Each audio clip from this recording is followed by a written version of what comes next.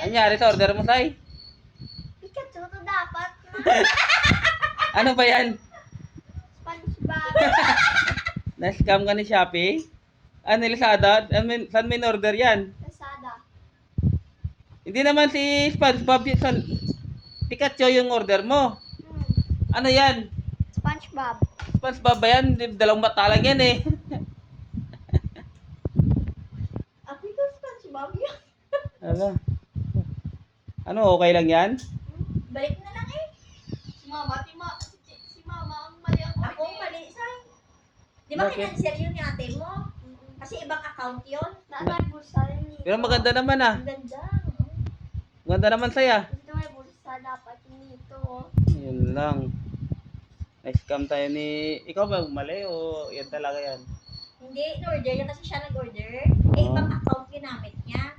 Kaya naman ah. Ni-cancel ko yun, pinalitan ko. Akala mo talaga siya makasya? Sige, screenshot mo lang. Papa, yan ang sabi mo, bibilan mo siya. Sinabi ko ba yon? Oo. Sino mo ba yan, Sai? Oo, te. Yan sabi mo. Ang sabi ko?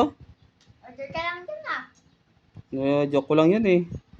Mama mo yung magbabayad. Bayad na nga ni mama mo eh. Malambot tayo na pa. Bayad na ni mama mo sa'yo eh. Thank you kay mama mo. Thank you kay mama mo. Ayan yung ano mo kasi may honor ka. Ayan. Gift ni mama niya. Ano naman pa, nag-gift naman pa. Sapta lang ah. Asyak, tugid.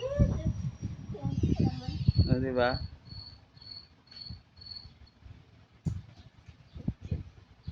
Gift ni mama niya kasi with honor na naman siya. Ano, tuwang-tuwa ka ba? Sakto na talaga siya sa kamay mo. O, diba? Saan mo ba gagamitin yan? Sa konforma. Ano pa ito, Pikachu naging ano, parang di naman si ano yan eh, alam mo, sino yan sa akin? Si Tweety Bird. Yung Pikachu naging Tweety Bird. Ayos formahan ah.